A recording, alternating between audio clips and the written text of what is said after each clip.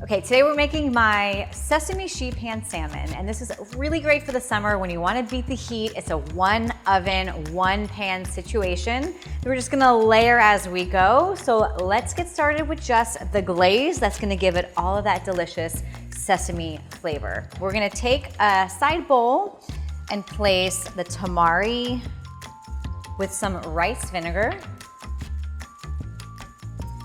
and about a tablespoon of honey.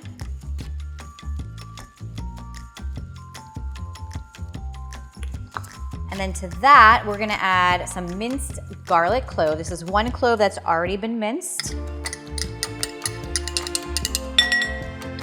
as well as some fresh ginger. So I'm gonna show you what I do with this guy.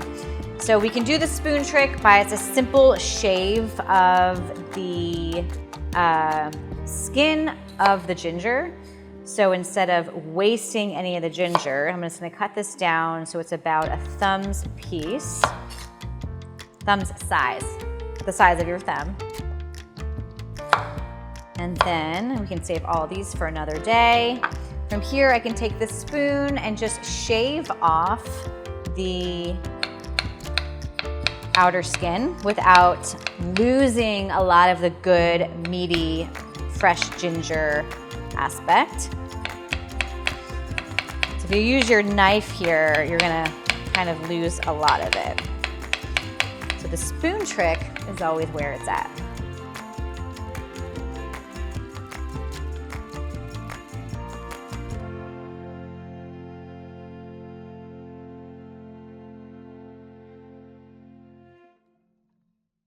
Okay, I'm gonna clear my board.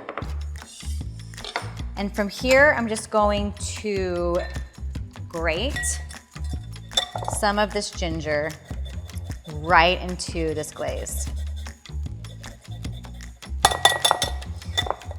I use the same method for my ginger tea in the evenings. I end my day with ginger tea, and it's really nice to shave some ginger right into your cup with some fresh lemon juice as well as the hot water, and it's the perfect way to end your night. But this way, I have this already prepped for tonight and tomorrow night. So if you go ahead and just peel off one nub of ginger, you can use it all week long.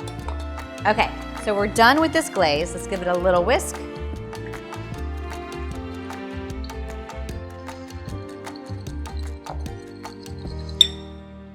And we're gonna set this aside.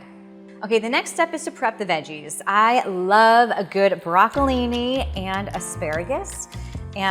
Broccoli just has a more delicate flavor profile than broccoli. If you have broccoli at home, that also will work too. And I like to use the whole piece, so root to stem, if you will. So we're just gonna give this a nice rough chop and place it into the bowl. And you just wanna think about cutting into bite-sized pieces. So when you get to the florets at the top, leave them a little bigger than mouthpiece because they're gonna shrink in the oven when we roast them. Now with asparagus, I do like to avoid the rough tips. So if you just go to break the asparagus, the rough part will easily separate itself from the good edible part. Now the whole thing is edible, but just for the case of mouthfeel and texture, I like to get rid of these thicker ends that just simply snap off. So I'm gonna start with this, and then I'm going to give this a chop and add it to the bowl with the broccolini. Now, we're gonna give it a rough chop. And again, you just want about the size that you want to fit on your fork and place it in your mouth. So that is a preference, but I think like about a ½ an inch or so, and keep those pretty tops intact, so you can enjoy that later. Okay, so next we're just gonna give this a little salt and pepper, a little bit of toasted sesame oil, and we're gonna get this on the sheet pan and roast them off. So we really wanna give these guys a head start on the cooking process versus the salmon. The salmon will be added to that tray after the first 5 minutes of cooking.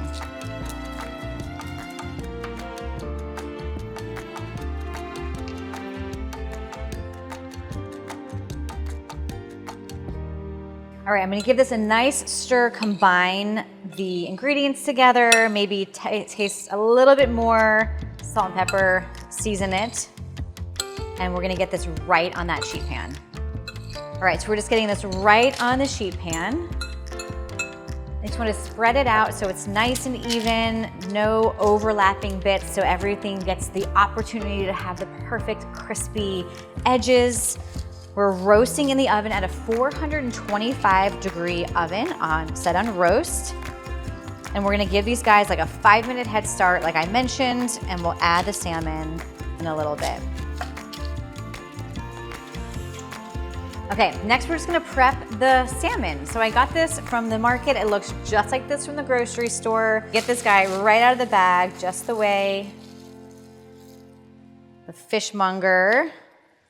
Look how beautiful that piece of salmon is. I actually had my groceries delivered. So as you can see, this piece of fish is like super uneven. It's the end of the fish, of the salmon. So this part's gonna cook a lot, take a lot longer to cook than this side. So we're gonna watch it, we're gonna roll with it, but this is something just to look for. If I had gone to the grocery store, I would have specifically asked for more of a center cut of fish. So keep that in mind when you're talking to your fishmonger.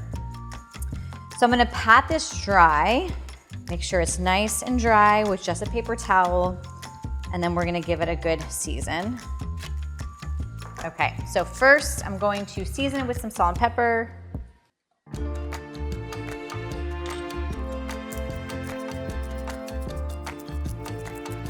And then I'm going to take the glaze that we made earlier, and I'm gonna brush it right on top of the salmon. Now let's check on those veggies. Look how beautiful and green these veggies are. So these have been in the oven for just about 5 minutes while I was prepping the salmon. We're just gonna make some space on the tray, add the salmon right onto the same tray. Okay, so I'm just gonna make some space for the salmon to go right in the center of this sheet pan. Just move the veggies around the perimeter. They got a nice head start. Kind of give them a good toss as we're doing this. All right, let's do it. Okay, so the salmon's going right in the center, surrounded by all its favorite veggie friends. And then we're just gonna do a little bit more of the glaze. I'm gonna toss onto the veggies now and give the salmon one more little flavor burst. And then back into the oven we go for another 10 or so minutes until the salmon is cooked through and starting to flake apart, but still sort of pink in the thick portion of the fillet.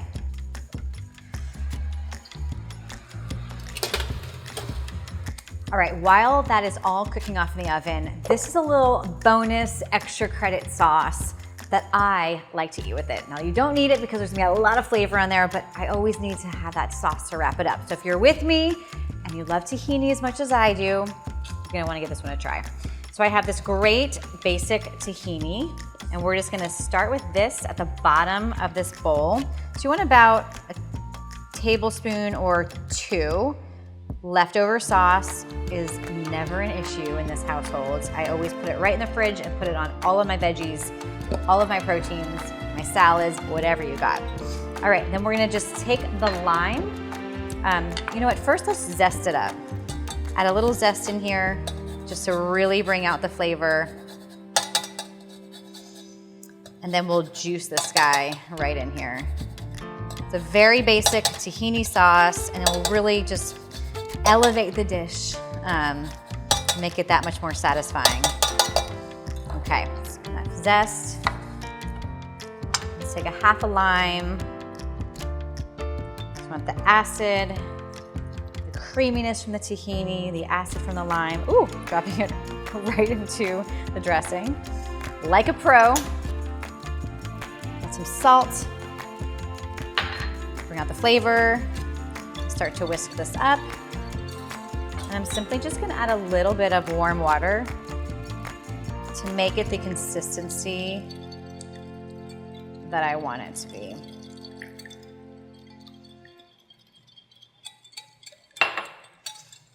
And look at that, lime tahini basic sauce, nothing fancy, but guys, it's gonna be so good later.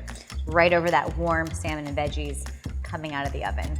Are you guys, the glaze on the salmon just browns it to perfection on the outside, and then you take your fish spatula to see the doneness on the inside, but if it flakes apart easily, then you know it's ready to go. This is perfection. I cannot wait to dive in. But first, we dress it. So right out of the oven, I'm gonna hit it with some good lime, just like in the dressing.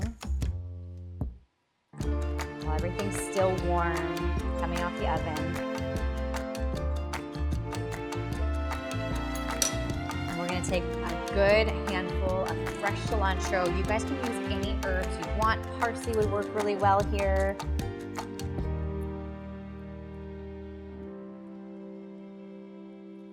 And then we're going to take that tahini sauce. And remember, this is that bonus extra credit sauce. You don't need it, but this is where it kind of gets magical. I'm just gonna drizzle it right over the veggies and the fish.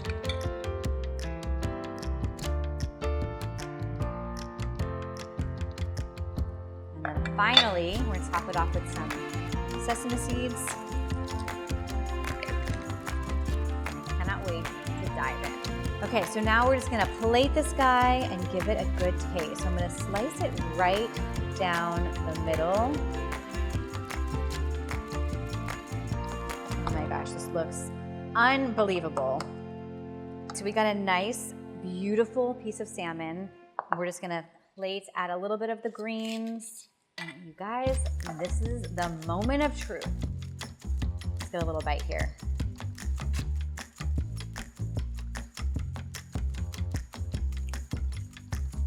Gosh. This is unreal. The glaze on the top of the salmon that we also dressed the veggies with before we roast it off really makes it. It has a slight crispy crust from it, and it's sweet and savory and just perfectly seasoned. The sauce really adds to it, but again, that's that extra credit sauce. The flavor itself in the salmon with that glaze is enough on its own. Make it however you guys want. I hope you guys give this a try, use it as inspiration or whatever you guys have on hand veggie-wise, and I can't wait to hear how your dishes are going. DM us on Instagram at Savor Sweat.